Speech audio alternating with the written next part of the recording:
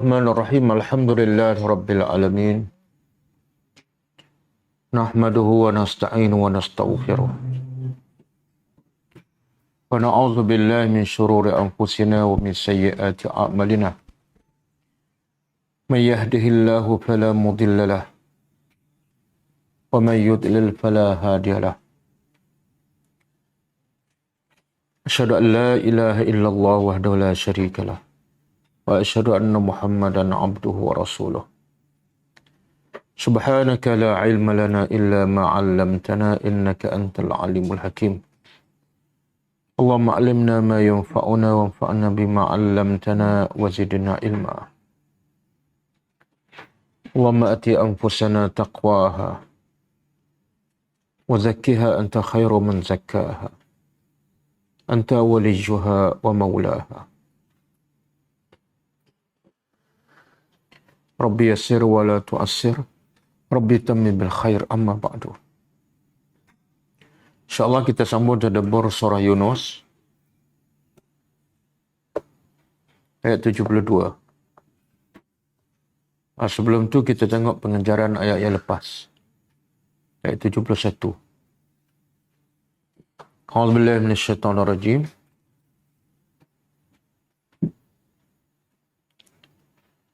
وَاتْلُ عَلَيْهِمْ نَبَأَ نُوحٍ إِذْ قَالَ لِقَوْمِهِ يَا قَوْمِ إِنْ كَانَ كَبُرَ عَلَيْكُمْ مَقَامِي وَتَذْكِيرِي بِآيَاتِ اللَّهِ فَعَلَى اللَّهِ تَوَكَّلْتُ فَأَجْمِعُوا أَمْرَكُمْ وَشُرَكَاءَكُمْ ثُمَّ لَا يَكُنْ أَمْرُكُمْ عَلَيْكُمْ غُمَّةً ثُمَّ اقْضُوا إِلَيَّ وَلَا تُنْظِرُونِي.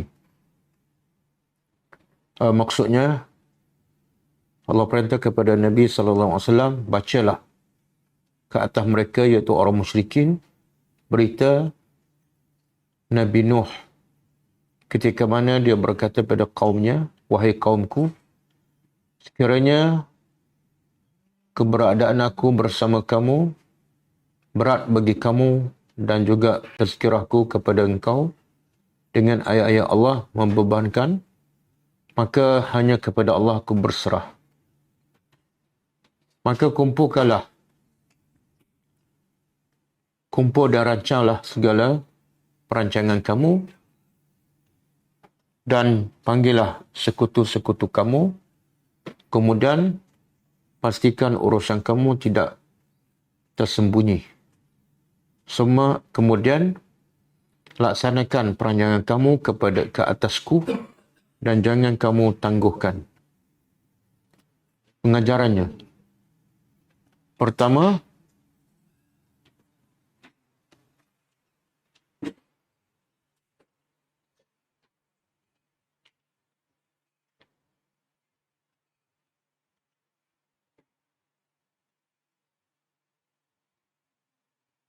tujuan kisah-kisah para nabi dan rasul yang disebut dalam Al-Quran ialah supaya manusia mengambil ibrah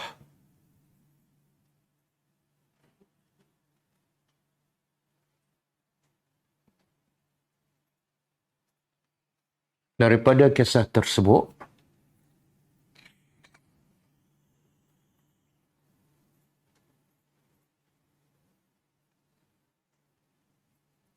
dan supaya manusia sentiasa berfikir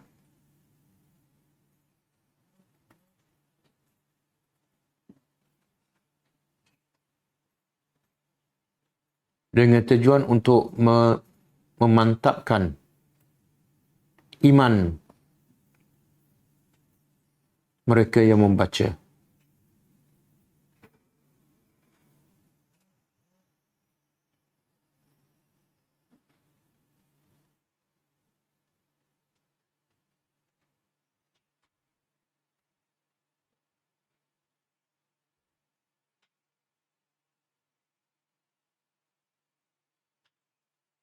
Yang kedua, hanya mereka yang berakal waras dan beriman kepada Allah sahaja yang akan mendapat ibrah daripada kisah-kisah para nabi di dalam Al-Quran.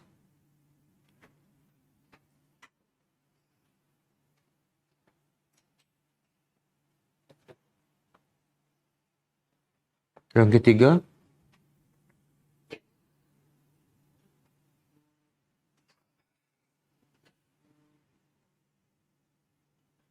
semua ayat-ayat Al-Quran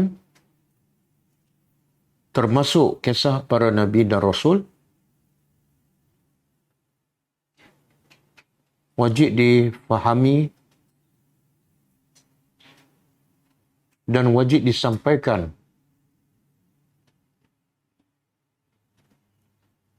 kepada semua manusia, termasuk orang-orang kafir.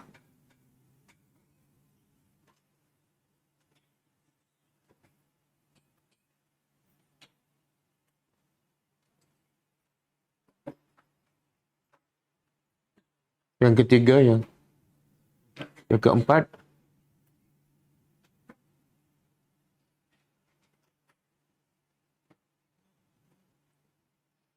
semua peringatan daripada Allah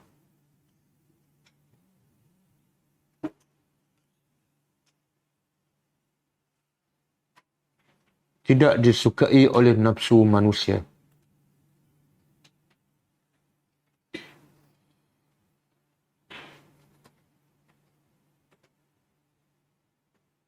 Ia akan menyebabkan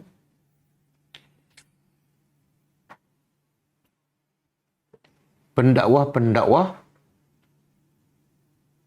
akan dibenci dan ditentang oleh kaum mereka atau orang ramai.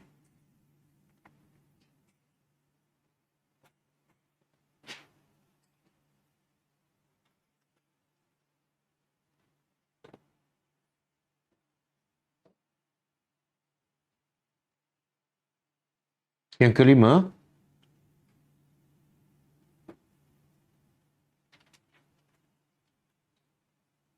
kekuatan para nabi dan rasul dan pendakwah ialah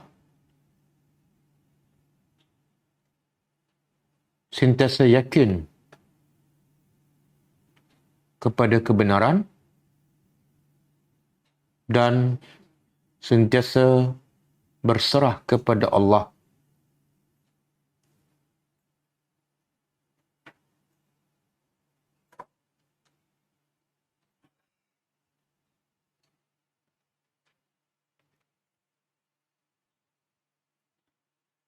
Yang keenam,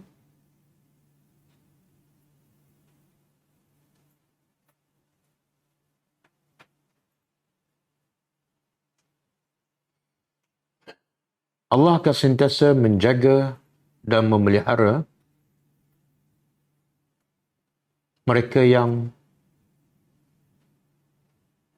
sentiasa beriman dan hanya berserah kepadanya.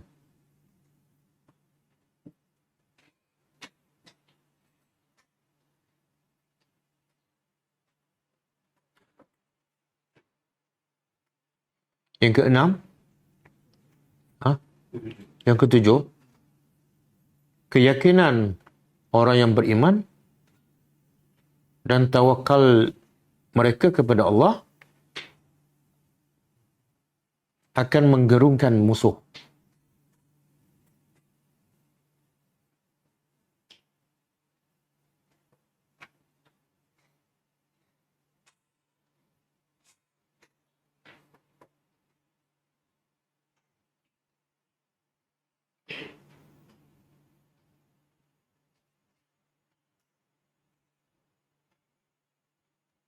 Dan itulah yang sepatutnya,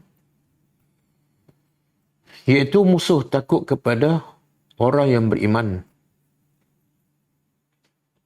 bukan sebaliknya.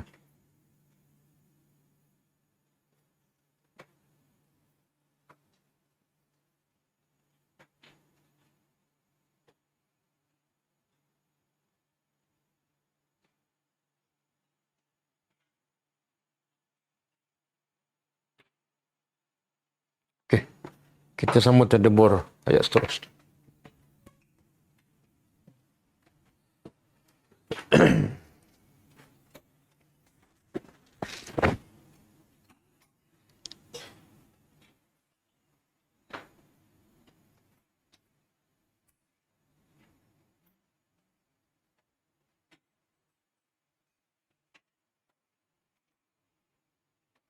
Okey, ayat malam ni 72 kaitan dengan ayat yang lepas. Ayat yang lepas bagaimana Nabi Nuh alaihissalam memberitahu pada kaumnya bahawa dia tidak takut sedikit pun kepada kekuatan kaumnya kerana keyakinannya kepada Allah dan kebergantungannya hanya kepada Allah Rabbul Alamin. Dan hasil dakwah Nabi Nuh menyebabkan kebanyakan kaumnya menolak. Allah sebut dalam ayat Al-Quran, tidak ada yang beriman kepada Nabi Nuh kecuali qalila, sedikit sekali. Ada riwayat mengatakan ada mengatakan 14 orang. Ada mengatakan 40 orang. Selama berapa lama ni? 950 tahun. Jadi kalau kita ambillah angka 40 orang. Bagi 950 tahun, dalam setahun berapa Nabi Nuh berdakwah, mengislamkan? Dalam setahun. Dalam 26 tahun, seorang. Itu kalau 40 orang. Kalau 14 orang,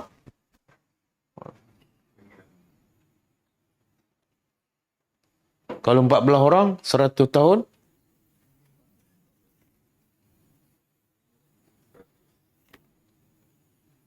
berapa? 2 orang. Jadi adakah dengan angka ni menunjukkan dakwah Nabi Nuh gagal? Tak. Tak gagal. Kalau tak gagal makna berjaya. Kan? Berjayalah. Gagal lawan dia.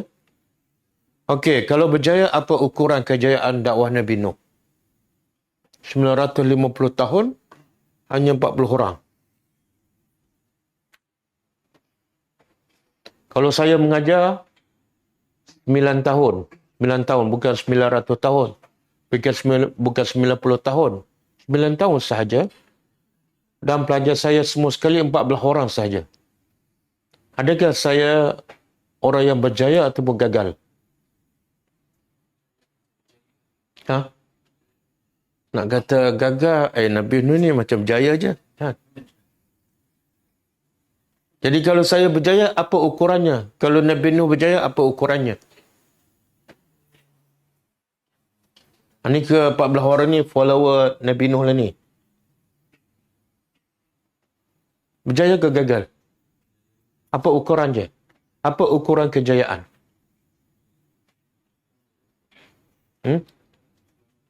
Apa dia? Islam? Islam ada. Kalau orang tanyalah, ada, masa saya belajar kat Mekah dulu ada seorang penulis daripada Kuwait. Dia kata selama Nabi kita SAW berdakwah di Mekah 13 tahun. 13 tahun dapat berapa? Lebih kurang 200 orang. 13 tahun. Dia pun bahagi-bahagi 13 tahun bagi pada 200 orang. Mana dalam setahun mungkin dapat berapa? Dalam setahun. 11. Dalam sebulan? Seorang. seorang kan. Jadi pendakwah yang paling hebat Nabi Muhammad.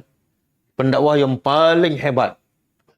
Tapi dalam sebulan hanya dapat mengislamkan seorang. Jadi penulis kuit ini dia tulis satu buku, dia kata Nabi Muhammad gagal dalam dakwahnya. Sebab dia nilai ukuran kejayaan melalui angka. Lepas tu ramai orang hentam dia. Okey. Jadi kita nak nilai, kalau nilai angka nampak macam gagal. Tapi sebenarnya berjaya kan? Okey, apa ukuran kejayaan? Apa dia? Mana zaman Nabi Nuh tersebar luas ke? Tak. Bahkan nak tersebar luas apa? Semua mati. Bukan orang je mati, semua binatang, pokok, semua hancur. Yang selamat, inilah sekitar 40 orang. Dan binatang yang naik kapal bersama Nabi Nuh. Yang lain semua mati.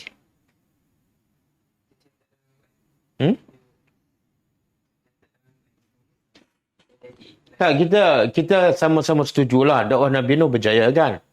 Cuma kalau orang tanya apa ukuran kejayaan. Kalau tengok angka tu macam gagal.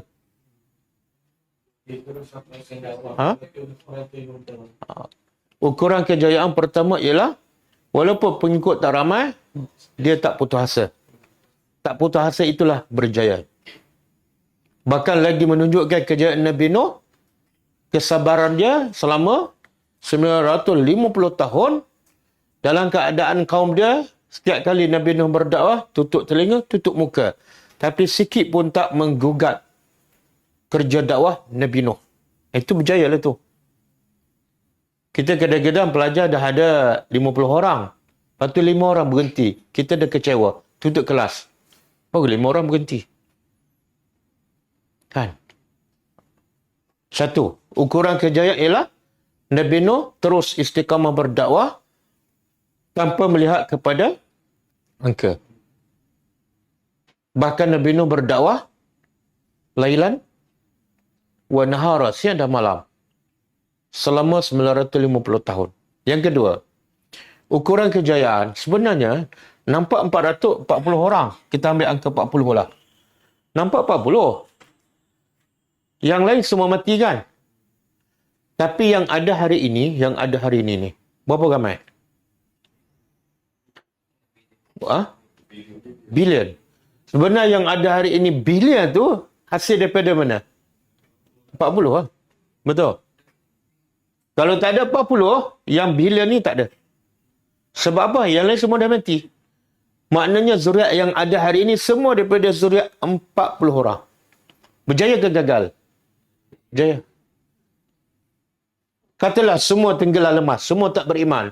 Kita pun tak ada hari ini, tak ada zuriat lah.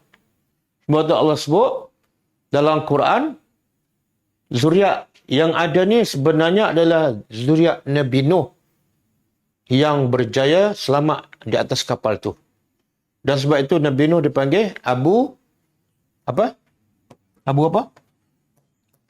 Abu al-Bashar As-Sani. Bapa manusia yang kedua. Bapa manusia pertama siapa? Nabi Adam. Kenapa Nabi Nuh dipanggil bapa manusia yang kedua?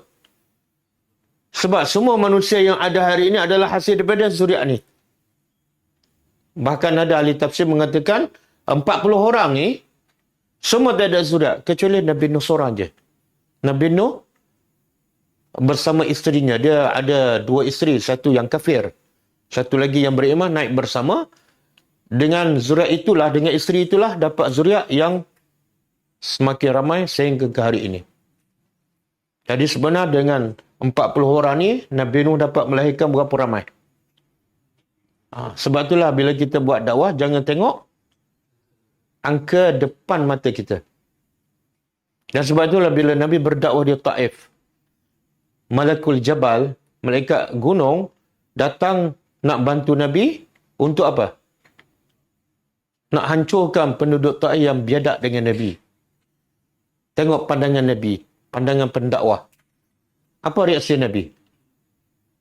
Apa reaksi Nabi? Padahal yang mereka nak hancurkan memang yang kafir. Dan yang baling batu pada Nabi sampai berdarah memang patut dihancurkan. Tapi pandangan pendakwah pada jangan hancurkan mereka sebab kalau mereka ni hari ini tak beriman dan kamu hancurkan mereka, mereka tak ada zurat yang akan beriman. Tapi kalau kamu biarkan hidup, mungkin mereka tak beriman, tapi anak mereka mungkin beriman. Kalau anak mereka tak beriman, mungkin cucu. Tengok pandangan pendakwah jauh. Jangan tengok depan mata. Tapi bila kita pergi berdakwah, tengok bapa dia tak beriman, jangan kecewa. Mungkin anak dia beriman. Anak dia tak beriman, mungkin cucu dia beriman. Hasil dakwah kita yang sebelum tu. Okey. Kemudian Allah kata apa? Kata Nabi Nuh kepada kaumnya setelah kaumnya menolak dakwah Nabi Nuh. Fa in tawallaitum, maka sekiranya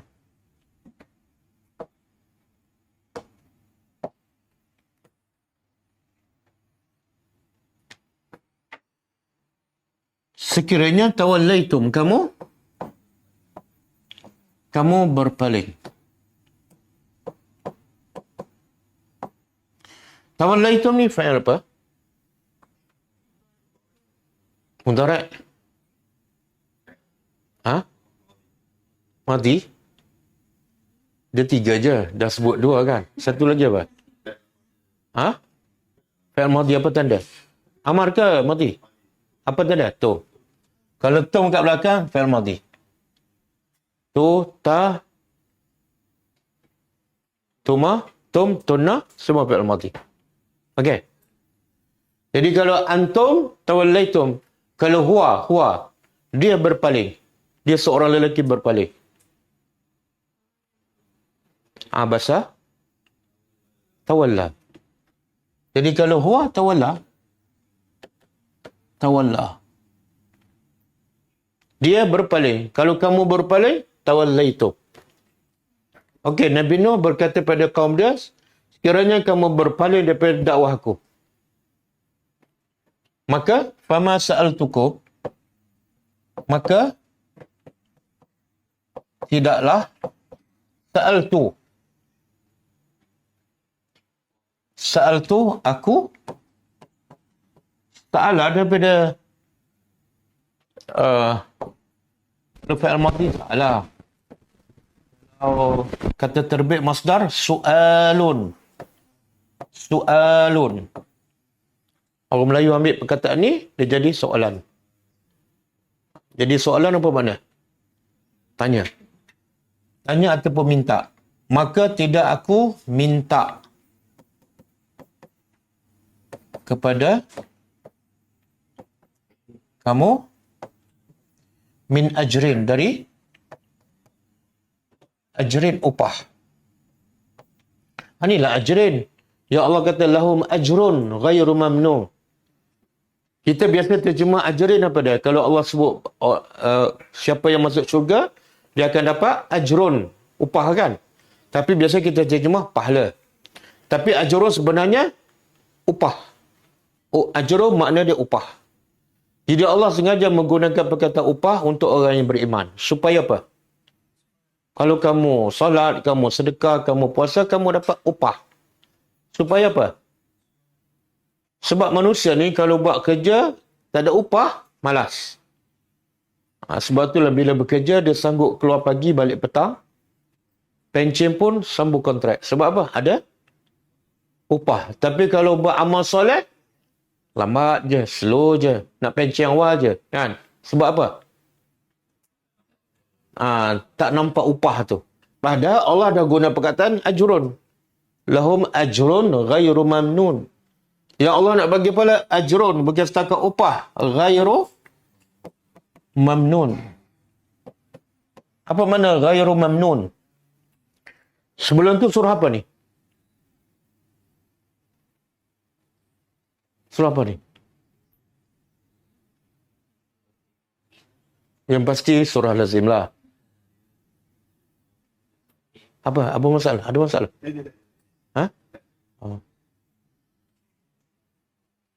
Surah apa? At-Tin. Wat-Tini waz-Zaitun. At-Tin ni surah panjang ke surah pendek? Pendek je. Oh, Gebra. Lepas tu, bagi soalan awal kan. Bagi orang beriman, Allah kata, ajrun upah, bukan setakat upah, ghairu mamnun. Apa makna ghairu mamnun? Tidak. Mamnun ni tidak maktu', tidak terputus. Subhanallah. Kita kerja dengan syarikat besar kaya macam mana pun, akhirnya terputus bila pencen. Betul? Tapi kalau beriman, beramal, bekerja dengan Allah, pahalanya, upahnya tak akan terputus. Sampai bila-bila. Jadi kita mana lebih bersemangat? Upah yang putus dengan upah yang tak putus?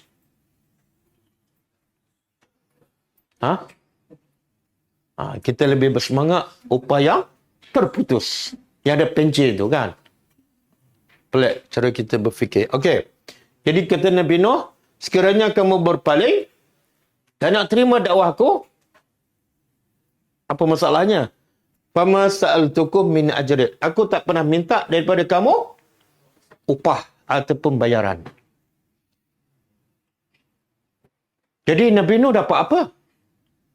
Dah lah kerja 950 tahun, tak ada pencen. Lepas tu, kaum dia pula tak bagi upah. Bukan setakat tak bagi upah. Kaum dia maki dia, tutup telinga, tutup muka. Habis Nabi Nuh dapat apa? Adalah nilai para nabi dan nilai para pendakwah. Iaitu in ajriya. Tidaklah. Ajri. Kalau ajrun, upah. Kalau ajri, upahku. Ya ni, aku. Contohlah. Kalau kitabun, bahasa Arab. Kitabun maknanya kitab. Kalau kitab saya? Tambah apa? Tambah ya. Bila tambah ya, yang ba baris depan jadi baris bawah lah. Sesuai dengan ya kan? Kitabi. Kalau baitun, rumah. Baitun, rumah. Kalau rumahku, baiti. Kalau ajrun, upah. Kalau upahku, ajri. Ya bacaannya asalnya ajri lah. Okey? Jadi aku tak minta upah daripada kamu. Habis apa yang aku dapat? Sebenarnya yang aku dapat jauh lebih baik daripada yang kamu nak bagi tu. Kalau kamu nak bagi pun, kalau kamu nak bagilah, sebenarnya tak ada nilai di sisi aku. Sebab, tidaklah upahku illa kecuali ala Allah. Ke atas Allah.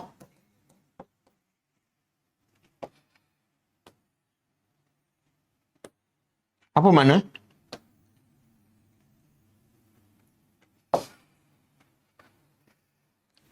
Apa maksud ayat ni? Tengok, mula-mula Nabi Nuh kata apa? Kalau kamu berpaling, aku tak minta upah pun. Apa kaitan berpaling dengan minta upah? Faham soalan? Contohlah saya mengajar. Saya berdakwah kan. Lepas tu orang tak nak dengar. Saya pun jawab. Kalau kamu tak dengar, saya tak minta upah pun daripada kamu. Apa kaitan orang tolak dakwah kita dengan minta upah?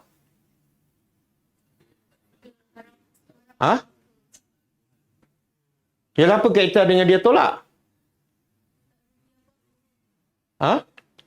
Satu, kalau kamu tolak, aku tak rugi pun sebab kamu tak bayar apa-apa pun. Kalau aku minta bayaran dan kamu tolak, aku rugi sebab bila kamu tolak, kamu tak bayar. Faham tak? Aku tak rugi. Bahkan, aku lagi untung sebab yang akan bayar pada aku siapa? Allah. Ni yang kadang-kadang tak ada dalam kepala pendakwah, penceramah, ustaz. Iaitu upah Allah jauh lebih besar, lebih bernilai, lebih kekal.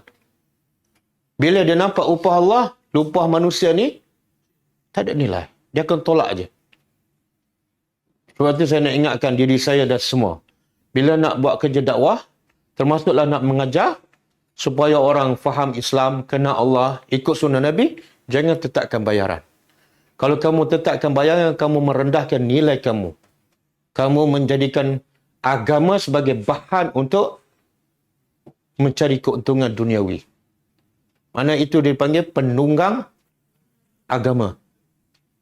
Allah nak bagi syurga, dia nak dunia. Orang nak bagi 1 juta, dia nak 10 ringgit. Betul tak?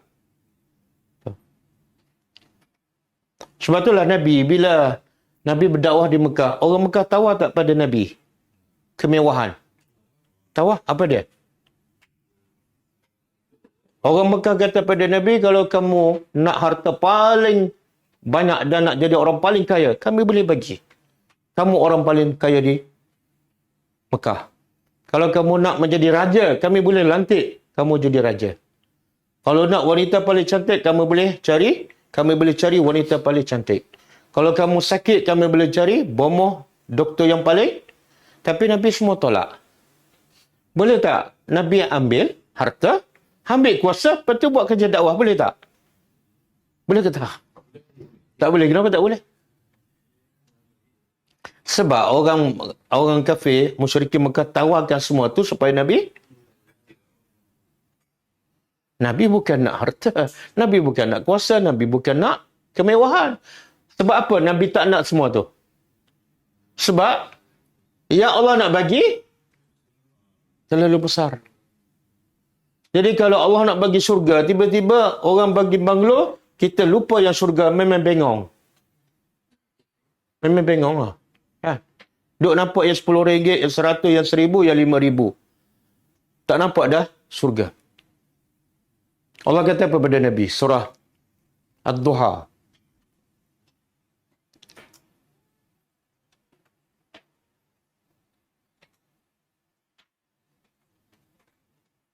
Ayat 4.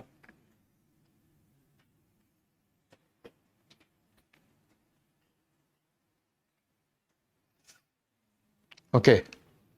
Cuba faham, tengok Allah nak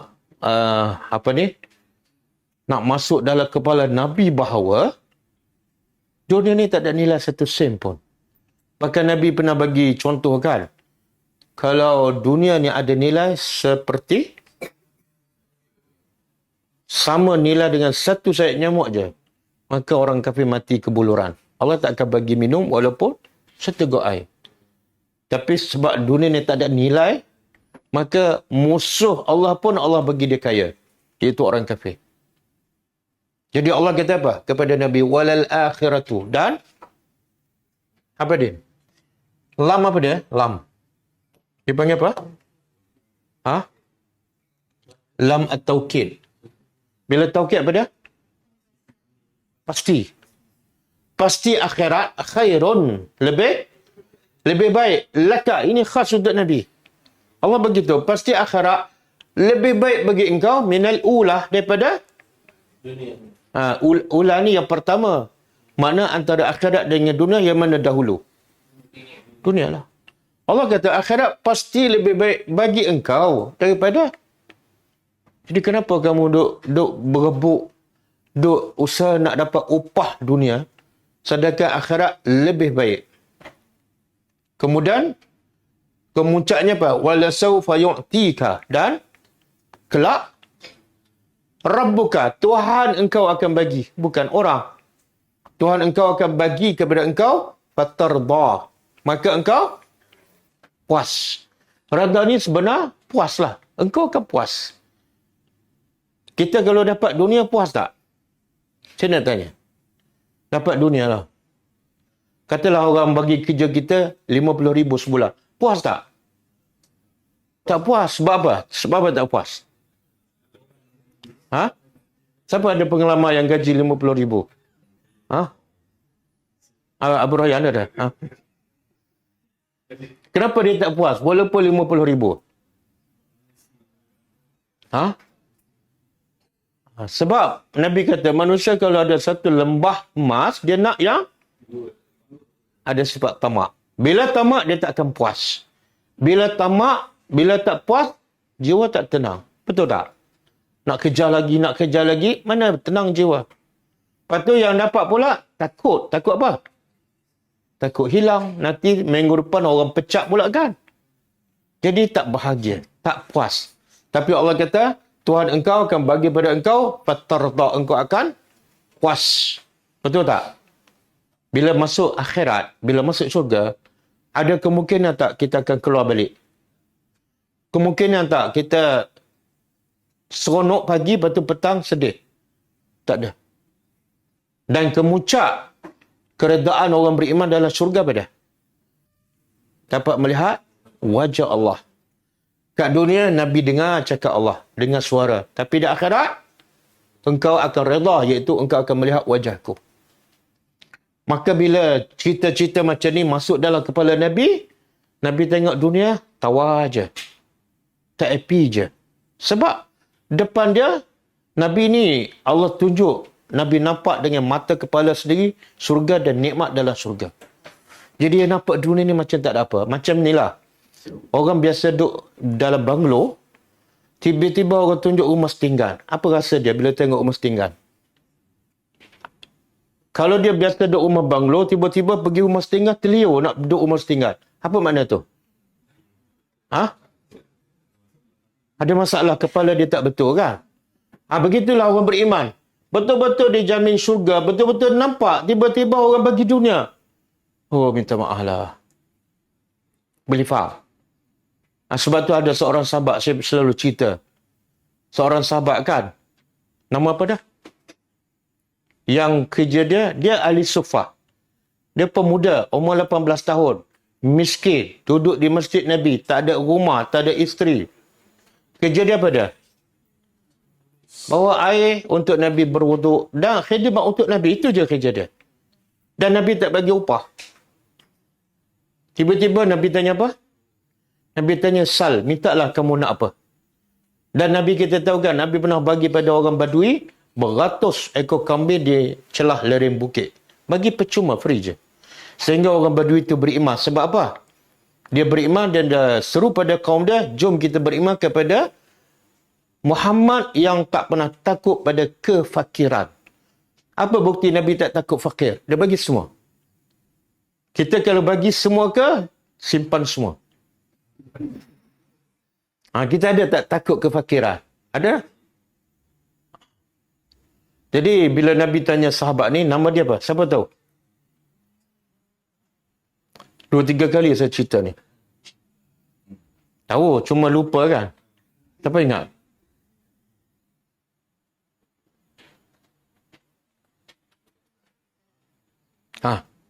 Alif. Wakil abang-abang.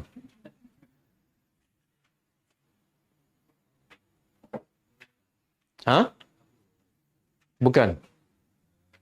Dia bukan bermula dengan Abu.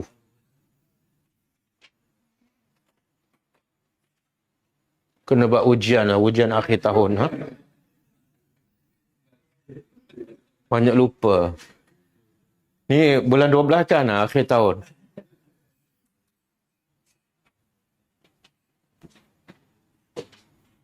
Nama dia Rabi'ah bin Ka'ab Al-Aslami. Betul? Rabi'ah bin Ka'ab Al-Aslami. Jadi bila Nabi tanya dia, sebab Nabi nak balas jasa dia lah, dia berkhidmat untuk Nabi kan. Lepas tu dia pula miskin. Nabi kata, Sal, mintalah apa yang kamu nak. Maka Rabi'ah pun balik rumah. Dia kata kepada Nabi, bagi masa untuk aku berfikir. Di balik rumah dia berfikir, aku nak minta apa ni? Kalau aku minta dunia, Allah dah tetap dah rezeki aku. Dan kalau aku dapat dunia pun, akhirnya aku tinggal.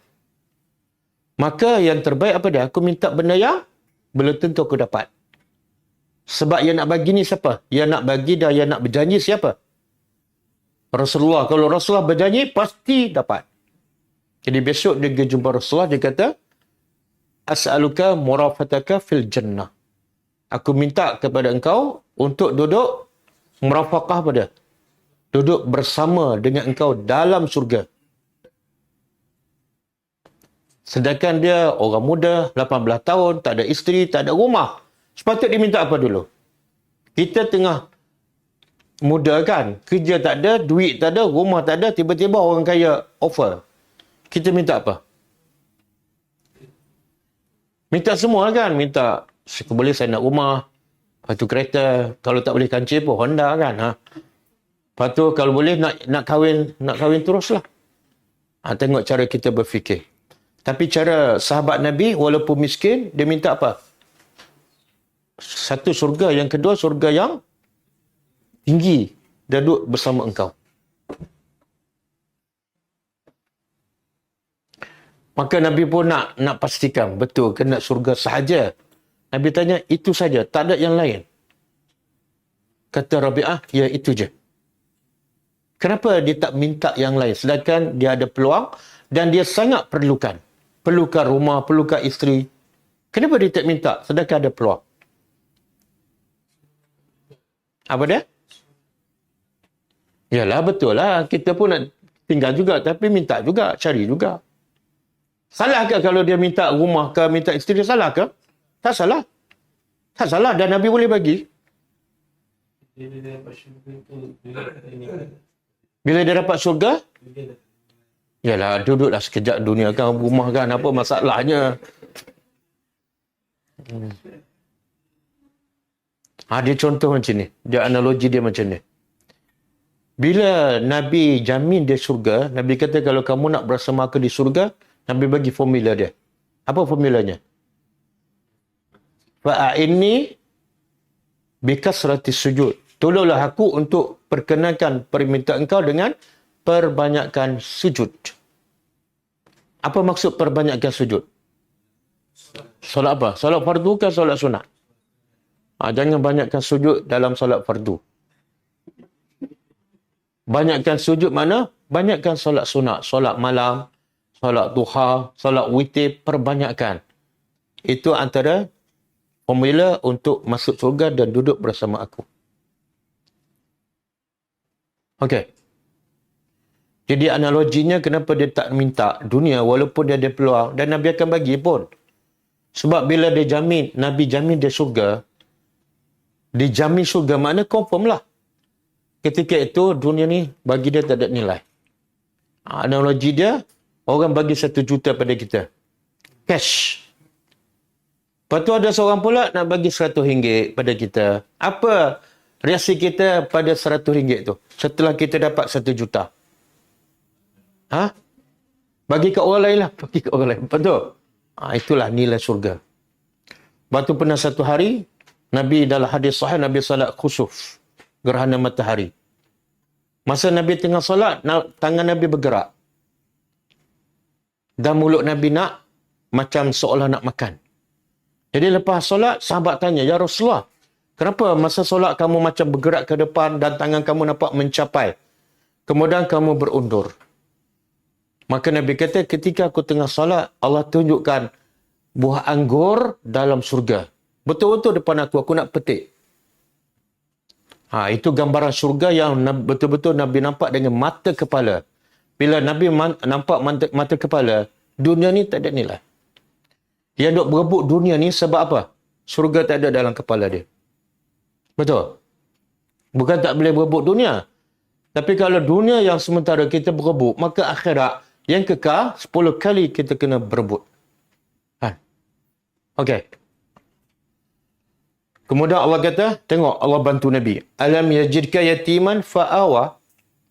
Kalau kamu buat kerja aku dapati yatim. Kemudian Allah lindungi kamu. Bukan, walaupun nampak macam pakcik dia lindungi. Tapi sebenarnya Allah gerakkan hati pakcik dia dan sebelum tu atuk dia untuk menjaga Nabi. Ayat 7.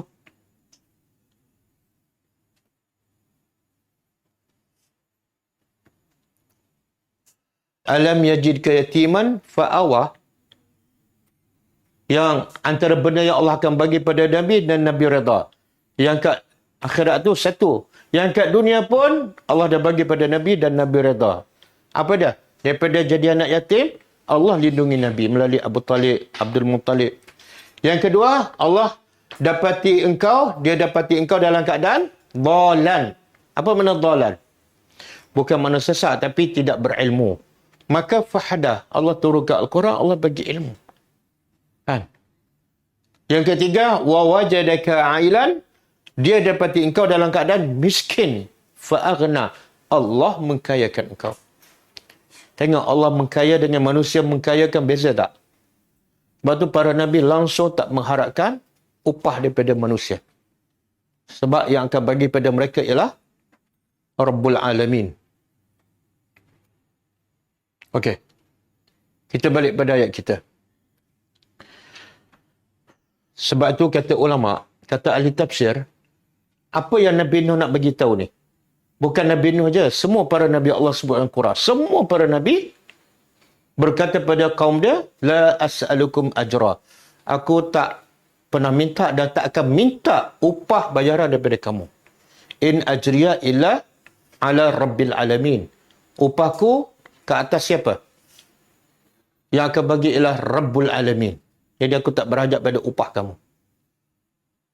Okey. Jadi siapa yang mengajar, berdakwah, minta upah memang tak tahulah nak kata apa. Jadi kena ubah cara kita berfikir ni. Sebab tu kata ahli tafsir,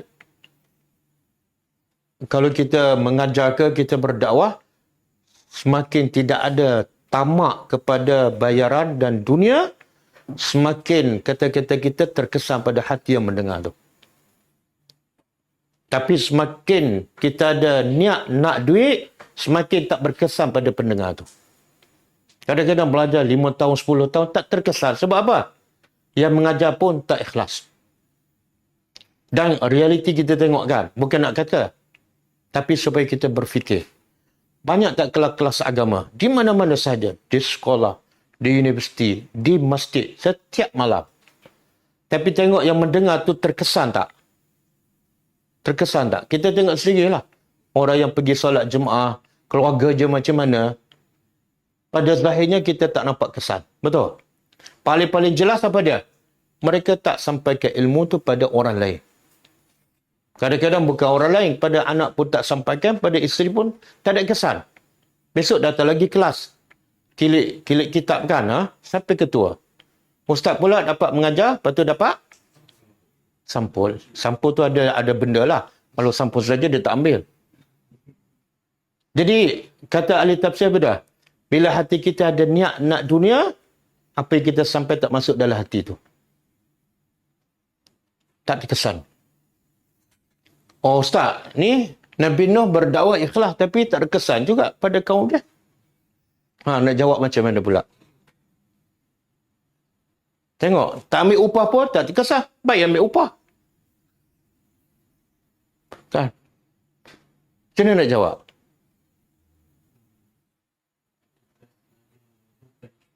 Yalah, tak ambil upah pun berapa orang je beriman. Saya ambil upah ramai follower saya. Tetapkan bayaran kan? Ha?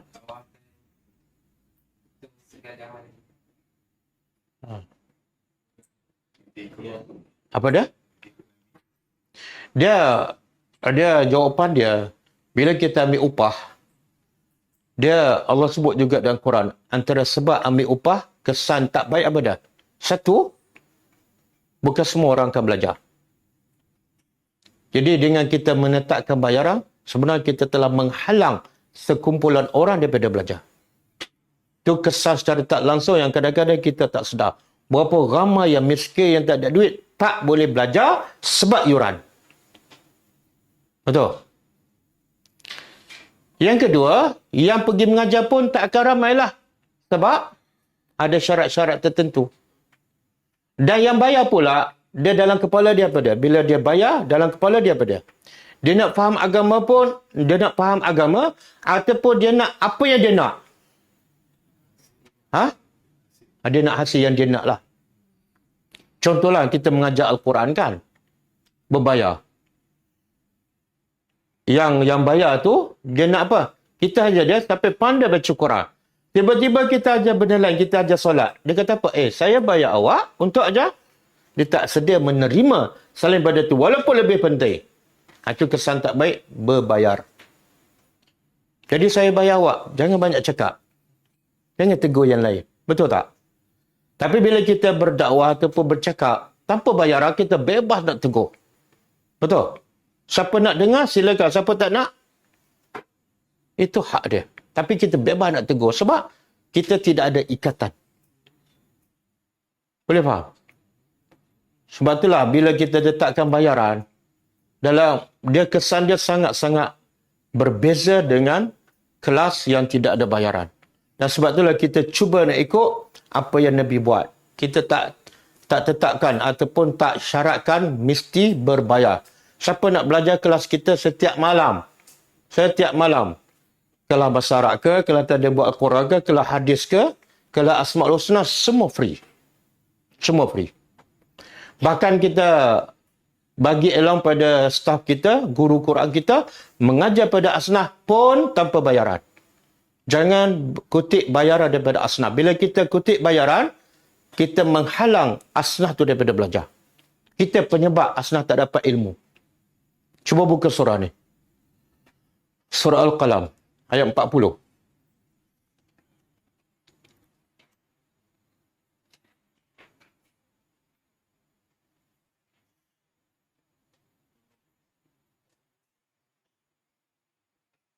Apa 46. Okey. Allah tanya Nabi kita sallallahu alaihi wasallam, am tas'aluhum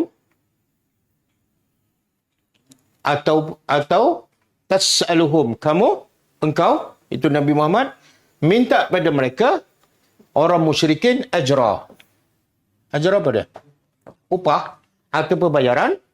Fahum, maka mereka tu min maghramin, daripada maghramin ni yuran lah ni.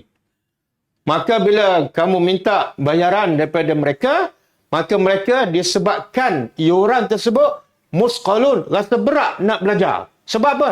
Belajar kena bayar. Akhirnya mereka tak belajar. Nah, Allah tanya Nabi, adakah kamu minta upah? Sebenarnya Nabi minta upah tak? Kenapa Allah tanya? Sebenarnya Allah nak beritahu orang musyrikin ni sangat-sangat teruk. Kelah agama dakwah secara percuma, itu pun tak nak. Yang kedua, supaya orang musyrikin jangan buat alasan. Kami tak dengar dakwah Nabi sebab Nabi tetapkan yuran. Supaya tidak ada alasan tu. Sekarang ramai tak orang miskin buat alasan. Kalau kita tanya, kenapa tak belajar? Dia boleh tak buat alasan? Saya tak ada duit. Banyakkan kelas agama, dia boleh buat alasan. Jadi siapa yang menanggung tu? Ha? Kadang-kadang yuran bayar pula melampaukan. 1,000, 2,000, 3,000. Lepas tu kadang-kadang dah dapat 2,000. Tengok-tengok yang lain lagi tinggi. Kan saya ni. Jadi akhirnya agama diguna untuk dapat keuntungan duniawi. Okey. Ada orang berhujah. Dia kata, Ustaz, dia orang ni nak tengok bola pun bayar. Nak dengar menyanyi ke apa, bayar. Tiba-tiba nak dengar ceramah agama, tak boleh bayar. Patut dengar agama, lagi kena bayar. Betul tak hujah tu? Betul tak hujah tu? Tak betul, kenapa? Kalau kamu guna hujah, yang maksiat pun kamu bayar, yang agama kena bayar, seolah agama dengan maksiat sama je. Sama level. Betul tak? Dua-dua kena bayar. Maksiat kena bayar? Tak. Sekarang kalau kamu berhujah macam tu, kamu merendahkan ilmu agama. Sama dengan maksiat. Dua-dua kena bayar. Tak. Agama tak boleh dibayar. Sebab apa? Satu, kewajipan orang yang berilmu wajib sampaikan. Bahkan Nabi, Allah akan melaknat siapa yang tak sampaikan. Jadi kewajipan. Sebagaimana kamu wajib salat, begitulah kamu wajib sampaikan. Pernah tak kita salat minta upah? Pak Imam, saya dah salat, bagi upah. Begitulah kamu berdakwah. Itu kewajipan. Kenapa nak minta upah? Waktu semua para Nabi tak minta upah. Okey. Setuju tak? Setujulah, memang tak payah pun kan? Okey. Cuba kita tengok surah ni. Surah Al-A'la.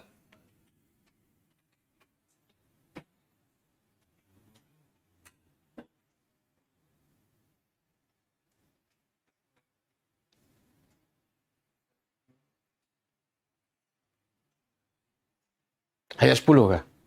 16. Tengok Allah nak mencela orang yang mengutamakan dunia lebih daripada akhirat. Allah kata apa? Bahkan tu'sirunal hayatad dunya. Bahkan kamu ni, orang beriman pun ada ni. Tu'siruna, melebihkan, mengutamakan kehidupan dunia daripada akhirat. Antara pahala yang Allah nak bagi dengan upah, dia ambil yang mana? Biasa dia ambil upah. Sedangkan Allah kata apa? Wal akhiratu khairun.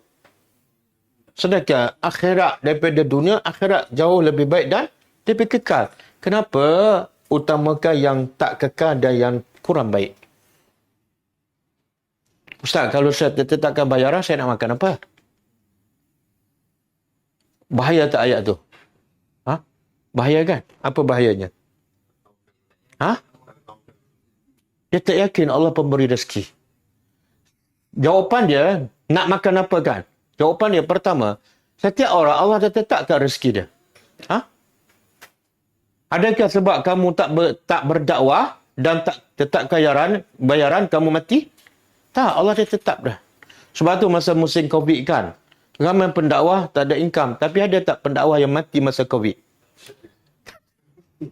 Tak ada. Kadang-kadang dia buat kelas online pun. Itu pun kutip diorang juga. Kadang-kadang buat kelas. Lepas tu ada pelajar buat nota. Daripada kelas saya lah. Tapi kelas tu berbayar. Dia marah pula pada student saya. Kenapa buat nota tanpa izin dia? Saya kata ilmu yang saya ajar bukan ilmu saya. Bukan ilmu kamu. Ilmu Allah. Wajib kami sebarkan. Kenapa nak hakkan? Tengok kesan berbayar kan. Dia nak jaga apa ni? Jaga hati yang berbayar tu. Sebab yang berbayar kata apa? Yang tu tak berbayar tapi dapat nota. Kami kena bayar dulu baru dapat ilmu. Tak adil. Betul tak? Akhirnya dengan sebab berbayar, terhalang orang yang dapat ilmu. Kesan secara tak langsung. Allah kata, wal akhiratu khairun wa abqa. Jawapan pertama apa tadi? Rezeki setiap orang dah tetapkan. Bila rezeki dia akan habis? Sebab tak tetap yuran ataupun sebab apa? Sebab dia matilah.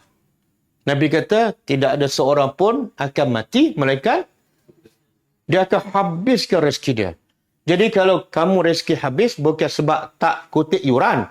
Tapi sebab ajal kamu dah sampai. Yang kedua, sebenarnya rezeki datang daripada apa? Daripada mengajar ke daripada apa? Ialah sebabnya. Sebabnya. Allah bagi satu formula. Kalau kamu nak rezeki, bahkan rezeki yang tak disangka pun. Bukan mengajar. Bertakwa. Wa man yattaqillah yaj'al lahu makhraja wa yarzuqhu min haitsu la yahtasib. Betul tak? Nabi dan sahabat bertakwa. Walaupun terpaksa tinggal semua harta mereka di Mekah. Tapi mereka dapat apa di Madinah? Dapat darjah semakin tinggi sebab korbankan segala-gala untuk agama Allah. Dan dapat harta rampasan. Betul? Dapat negara Madinah. Wa may yattaqillah yaj'al lahu makhraja. Okey. Jadi lepas ni jangan tetapkan bayaran. Okey, Ustaz. Saya tak tetapkan bayaran. Orang nak bagi. Ambil lah. Rezeki jangan jangan lupa hadis tu. Yang tak boleh apa dah? Tetapkan bayaran dan minta. Orang nak bagi. Dan Islam menggalak tak saling memberi hadiah. Ya, tahabu. Salihlah kamu memberi hadiah supaya kamu saling berkasih sayang. Betul. Saya pun ada pengalaman. Dulu saya mengajar, orang bayar. Akhirnya kesannya apa? Bila sekali tak bayar, rasa lain macam. Betul. Kita tak ikhlas. Tapi sejak PKP ni tak ada bayaran. Jadi tunggu besok tak ada. Lusa besok. Akhirnya seronok. Sebab apa? Tak mengharap. Tak mengharap. Itu hikmah PKP. Okey, wa umirtu dan aku diperintahkan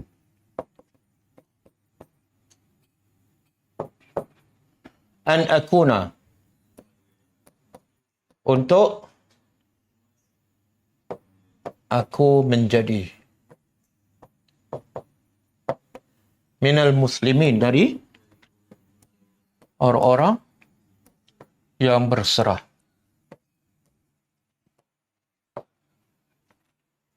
Habis apa kewajipan aku?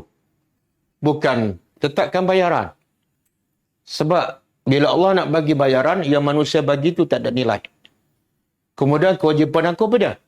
Aku kena pastikan aku sentiasa menjadi orang yang berserah diri. Apa yang Allah suruh, aku buat. Selesai masalah. Jangan takut orang tak ada rezeki. Tapi takutlah bila kita tak buat apa yang Allah suruh. Jadi kewajipan utama orang yang berilmu. Cuba buka surah At-Taubah. Ayat 122.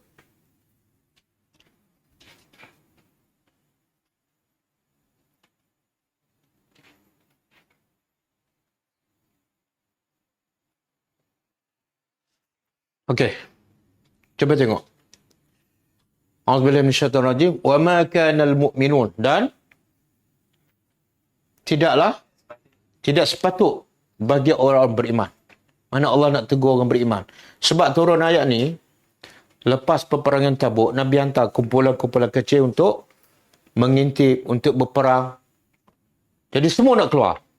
Tengok Nabi tanam, kejayaan Nabi menanam dalam jiwa sahabat, utama kehidupan mereka pada korbankan diri, harta, nyawa untuk agama Allah, bukan untuk diri. Bila Nabi hantar kumpulan kecil untuk berperang, semua nak keluar. Kalau semua keluar, Nabi ada kat Madinah, ada masalah besar. Maka turun ayat ni menegur. Allah kata apa? Tidak patut orang-orang beriman liyanfiru kafah. Semua keluar. Tak patut. Jangan keluar semua. Habis nak buat apa ni? Falaula nafara, alangkah baiknya kalau ada nafara daripada setiap firqah, kumpulan daripada mereka tu, setiap kumpulan yang nak keluar tu, ada ta'ifah, satu golongan yang buat apa? Jangan keluar berperang, tapi liyatafaqahu fiddin. Duduk Madinah, tafaqquh. Allah tak kata ya ta'allamu, tafaqquh. Apa makna tafaqquh? Belajar agama secara mendalam. Bukan setakat kulit-kulit je. Belajar, faham, amal dan sampaikan. Sebab tu, tafaqquh fiddin. Lepas tu kamu buat apa? Waliyunziru. Tengok. Bukti orang tu tafaqquh fiddin, dia faham agama, apa dia? Lepas belajar, yunziru. Supaya mereka memberi peringatan qaumahum, kepada kaum mereka. Iza raja'u, bila mereka kembali. Siapa ni? Yang semua nak pergi keluar berjihad. Turun ayat larang, jangan keluar semua. Kena ada sekumpulan duduk di Madinah, belajar dengan Nabi. Okey? Lepas belajar, Allah suruh apa? Berdakwah, bagi peringatan pada siapa? Yang pergi berperang. Sebab yang pergi berperang, sempat tak mereka belajar?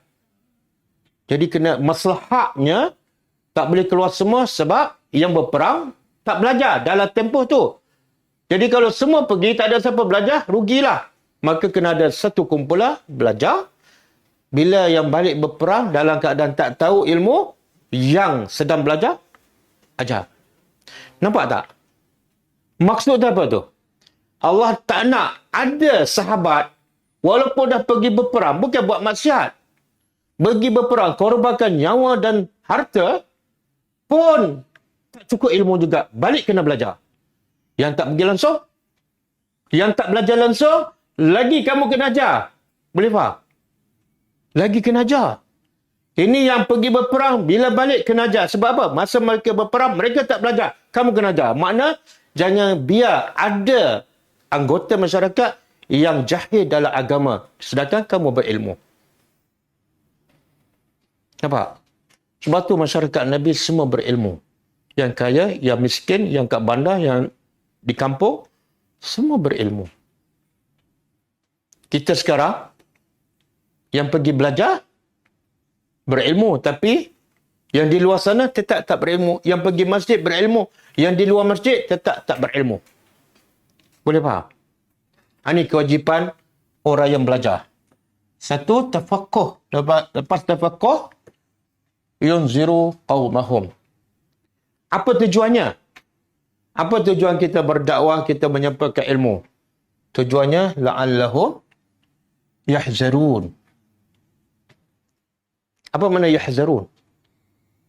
Supaya mereka, ni yang pergi berjihad ni, dah beriman dah. Bukti pergi berjihad.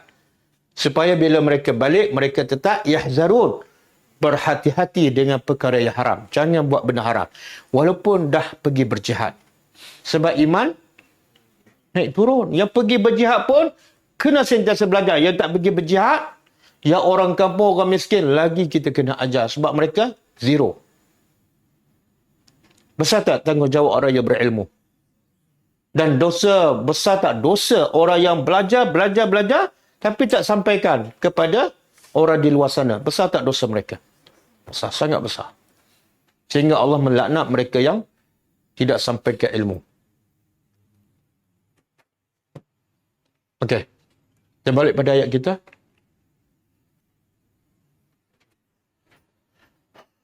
Apa hasilnya? Bila kaum Nabi Nuh mendustakan.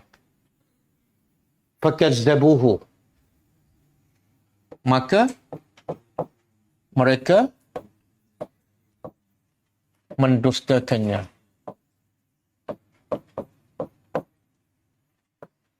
Fanajjainahu. Lalu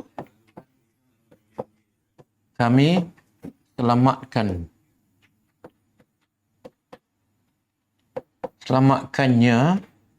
Nya tu siapa? Nabi Nuh. Nabi Nuh seorang ke selamat? Tak. Waman ma'ahu. Dan siapa bersamanya? Yang berimanlah. Ada mengatakan 40. Tengok. Ini Allah nak begitu. Kelebihan orang beriman apa dia? Bila ada musibah, dia selamat. Jadi kalau nak selamat, jadi apa? Bukan jadi orang kaya. Bukan duduk dalam rumah besi. Tapi jadi orang beriman, selamat. Fil fulki. Allah selamatkan mereka di mana? Dalam fulki, kapal. Kapal mewah ke kapal cruise? Kapal apa ni? Kapal yang pertama yang dibina oleh manusia. Ada tak jaket keselamatan kapal ni? Dan air pula sampai ke mana? Melepasi gunung. Kan? Jaket keselamatan tak ada. Alat-alat keselamatan tak ada. Tapi selamat tak? Sebab apa? Allah kata, kami selamatkan. Sebab kamu beriman, selamat. Bukan tak dapat rezeki, tapi selamat. Dan waja'alnahum. Apa lagi kelebihan? Kami jadikan khalaif. Khalaif jamak. Kalau satu, khalifah. Apa makna khalifah? Khalifah penggantilah. Sebab tu Abu Bakar pengganti Rasulullah. Maka dipanggil apa? Abu Bakar khalifah Rasulullah. Pengganti kepada Rasulullah. Di sini khalaif jamak. Plural. Bukan setakat kami selamatkan Nabi Nuh dan orang yang beriman bersamanya. Tapi kami jadikan mereka sebagai pengganti. Pengganti siapa ni? Orang kafir ada tak banyak yang dia miliki kan? Ada yang ada tu, maka yang akan mewarisi harta mereka ialah orang yang beriman. Nampak tak? Ini dipanggil apa? Rezeki yang tak disangka. Sebab bertakwa ke sebab tetapkan yuran? Takwa. Wa aghraqna, dan kami tenggelamkan allazina, orang-orang yang kazzabu, mereka mendustakan bi ayatina, dengan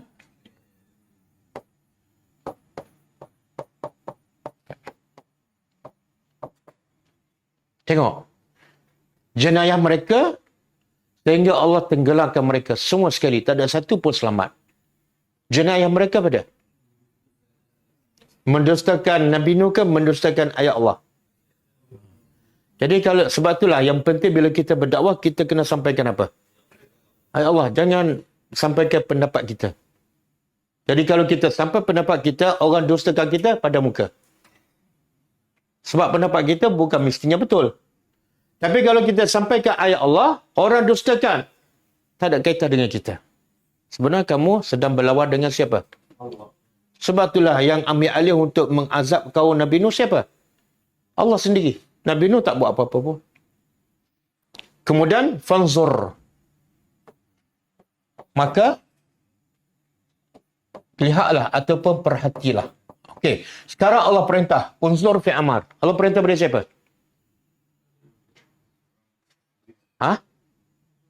Pada siapa? Nabi Muhammad SAW. Ayat yang 71, bermula Allah perintah Nabi, watlu kan? Baca kisah Nabi Nuh pada orang musyrikin. Supaya apa? Satu, hiburan untuk Nabi.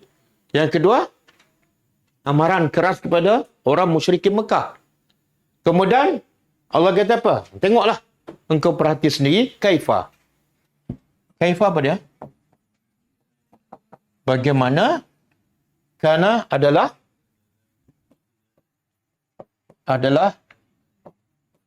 akibat al-munzarin, orang-orang yang diberi peringatan tetapi menolaknya.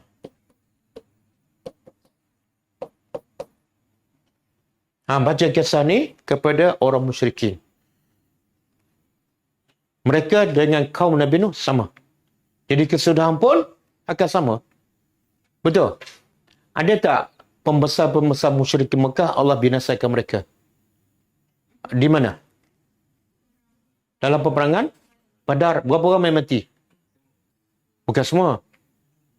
70. Kebanyakan mereka pembesar. Termasuklah Abu Jahal. Jadi Allah kata, jangan risau. Tenang aja hadapi mereka sebab kesudahan mereka macam kaum Nabi Nuh.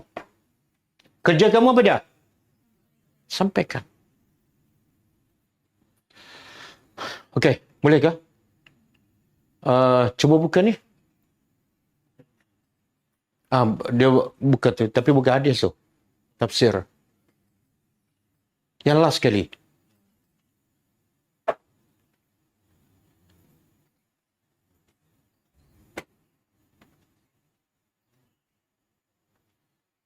Okey. Ini ayat pasal Nabi Nuh kata pada kaum dia, aku tidak minta upah daripada kamu. Jadi, kenapa semua para Nabi tak minta upah? Satu, sebab mereka akan dapat upah daripada yang jauh lebih baik, iaitu daripada Allah. Yang kedua, bila para Nabi berdakwah, sebenar untuk maslahat siapa?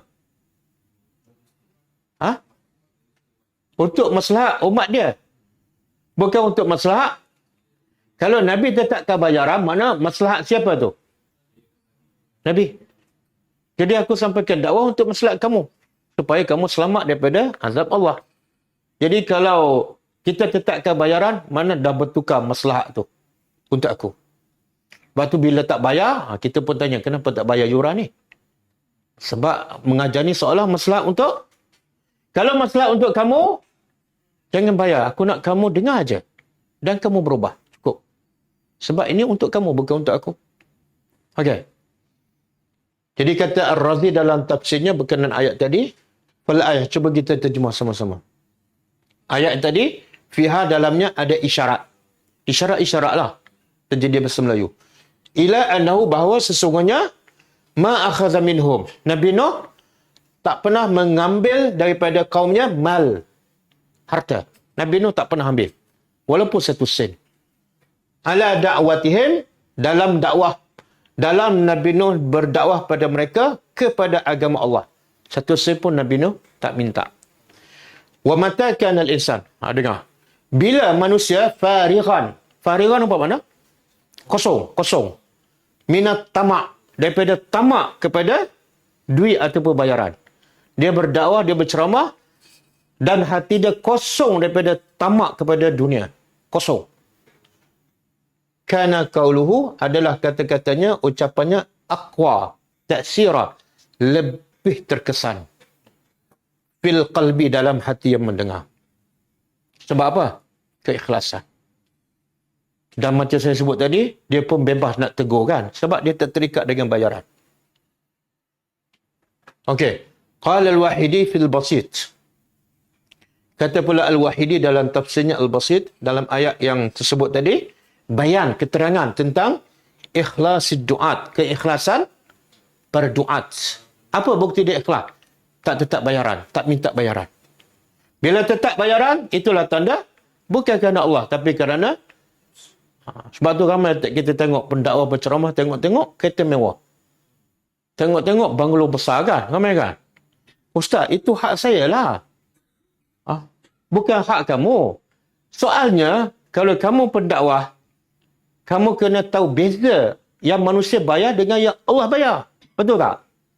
Kalau kamu masih nak yang manusia bayar, maknanya yang Allah bayar tu sebenarnya macam kecil bagi kamu. Satu. Yang kedua, panduan kita bila berdakwah siapa? Para Nabi lah. Khususnya Rasulullah. Rasulullah tak ambil bayaran. Kamu ambil bayaran, kamu ikut siapa? Okey. Ikhlas, keikhlasan para pendakwah kepada Allah Jalla wa Azza. Daripada apa? Apa tanda keikhlasan? Min tarkil ajri. Meninggalkan upah. Meninggalkan bayaran. Litatawaffara ad-dawa'i. Supaya faktor-faktor yang menyampaikan kebenaran lengkap. Orang tak akan buat alasan. Saya tak pergi kelas sebab minggu ni tak cukup duit nak bayar yuran. Tak ada alasan dah. Kalau dia tolak juga sebab apa? Sebab degil. Wazalika, yang demikian itu, annan nasih, sesungguhnya orang yang menasihati, penasihat ataupun pendakwah, iza talaba, bila dia minta ala nushi, atas nasihatnya dia minta apa? Ajra, upah. Bila bagi nasihat, okey, nak minta nasihat kan 1 jam biasalah 200 lah.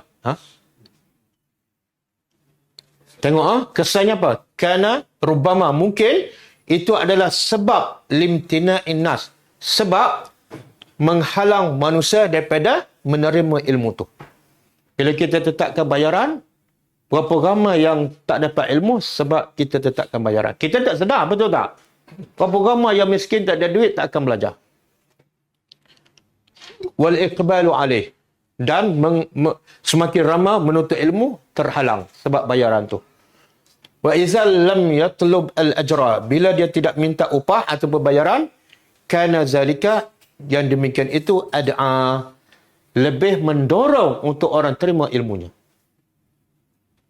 Ada juga orang berhujah, ustaz, kalau kita bagi free ni, dia tak menilai sebab dapat percuma. Tapi kalau kita tetap yakkan yuran, dia rasa ada nilai kan sebab ada bayaran. Betul tak hujah tu? Tak betul. Kenapa tak betul? Ini orang yang suka berhujah tu siapa? Ustaz lah.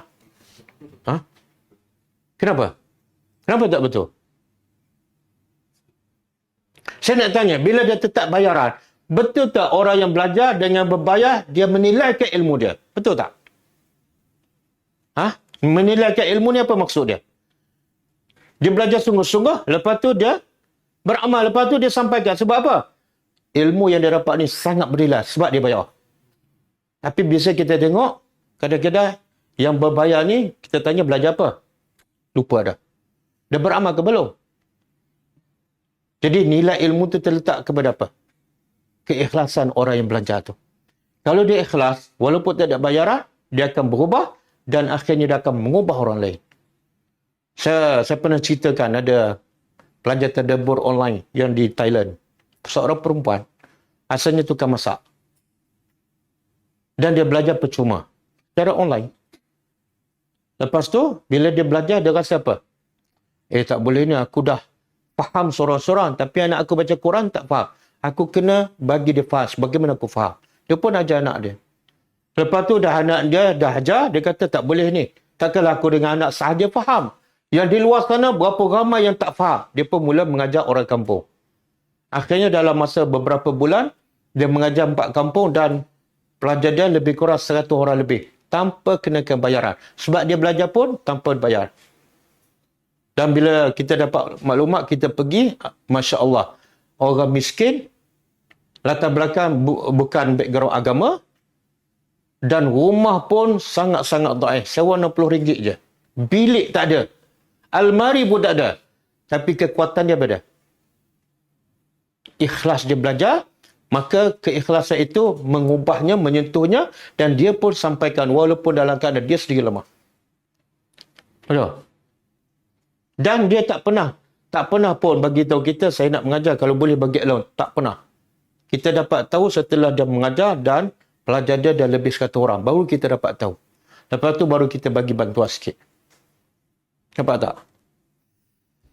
Okey. Habis lah. Kita balik pada ayat tadi.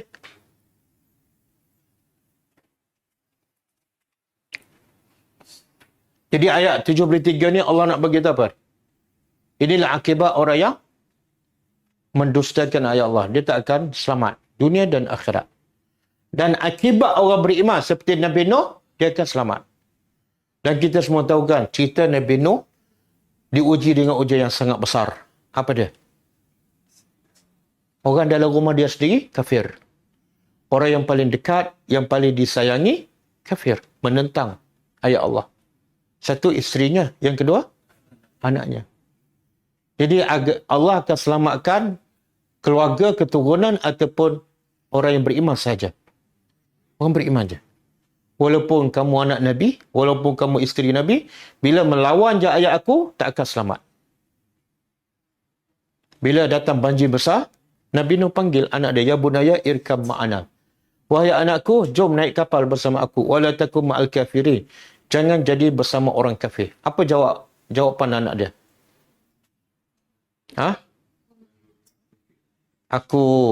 Aku fikir aku masih boleh selamat. Sebab apa? Ada gunung. Dalam kepala dia apa dia? Tak pernah banjir melepasi gunung.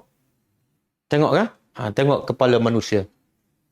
Dia kata, sa'awi ila jabalin yaqsimuni. Aku akan naik gunung dan gunung tu akan selamatkan aku. Maka kata Nabi Nuh, hari ini, la asima. Tidak ada satu pun boleh selamatkan, melainkan orang yang Allah rahmati. Walaupun anak Nabi, walaupun isteri Nabi, tak akan selamat.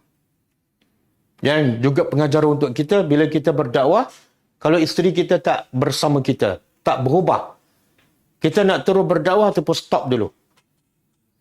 Sebab kalau ke berdakwah, orang kata, isteri kamu pun tak berubah lagi, kita nak berhenti ke ataupun teruskan dakwah? Teruskan. Sebab kita buat contoh apa? Isteri Nabi Nuh. Hidayat di tangan Allah. Okey, cukup lah.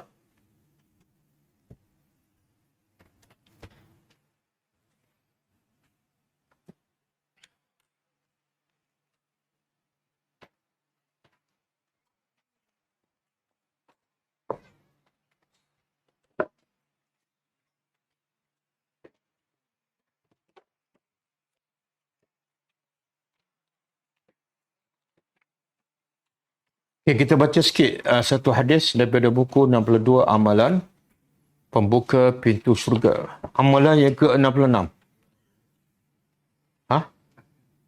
66 last ke? Oh, last ke? Tapi banyak hadis lah. Kita baca satu hadis je. Amalan yang ke-66. Iaitu mewujudkan sifat-sifat baik. Maknanya, salah satu cara nak masuk syurga, akhlak yang baik. Daripada Ubadah bin As-Samit radhiyallahu anhu, ia berkata bahawa Rasulullah SAW bersabda, idmanu li sittan min anfusikum adman lakum al-jannah. Usluku iza haddastum. Wa awfu iza wa'adtum. Wa addu iza tumi'tum. Wahfazu furujakum. Wa ghuddu absarakum. Wa kuffu aydiakum.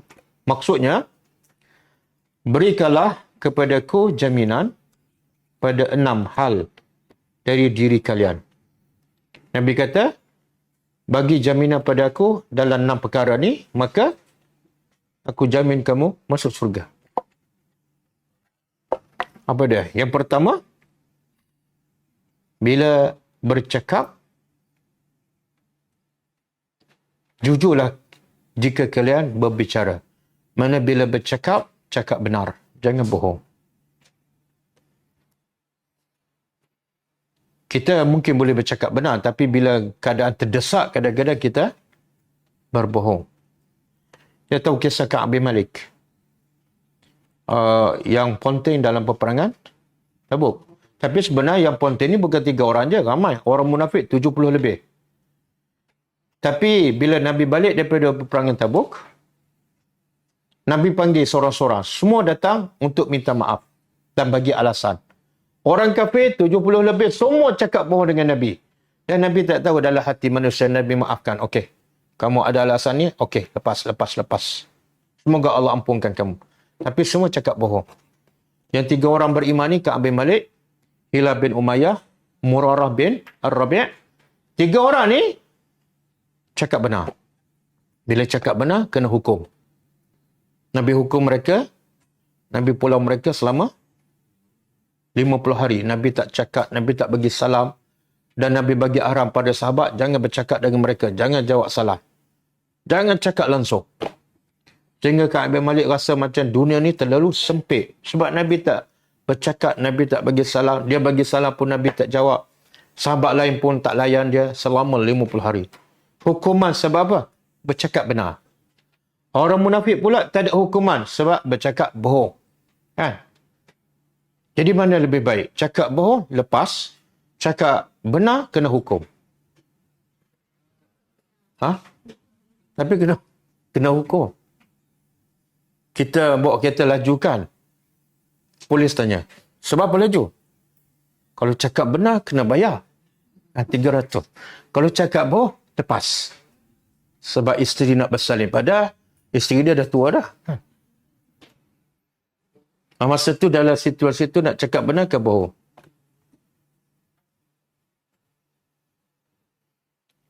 Sayang 300 ke ataupun sayang sifat orang beriman? Masa tu Allah menguji kita kan. Satu, bila bercakap, hendaklah bercakap benar. Yang kedua, bila berjanji, tepat. Jangan mungkir janji. Sebab mungkir janji adalah sifat orang munafik. Yang ketiga, bila diberi amanah, jangan khianat. Amanah apa? Ada amanah Allah pada kita, amanah agama, kita kena jaga agama. Amanah anak, amanah isteri, amanah tanggungjawab sebagai suami, semua tu kena jaga. Yang kedua, amanah kita dengan manusia. Yang keempat, jagalah kemaluan. Ini benda yang susah belaka ni. Nak jaga kemaluan. Kalau ada nafsu, lepas pada isteri je. Yang kelima, lagi susah. Tundukkan pandangan mata. Daripada melihat benda haram.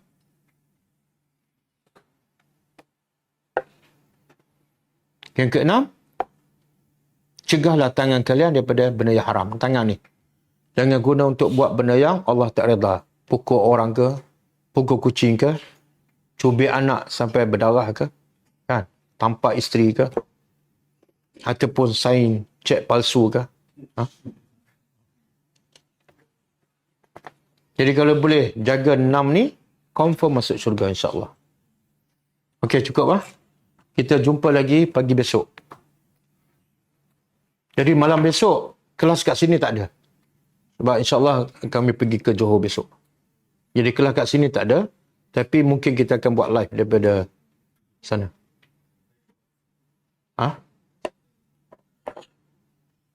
Pagi besok ada kelas daripada Taman Tun.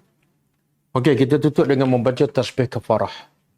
Subhanakallahumma wa bihamdika asyhadu an la ilaha illa anta astaghfiruka wa atubu ilaik. Assalamualaikum warahmatullahi wabarakatuh. كتاب الله ترق جنانه وتنل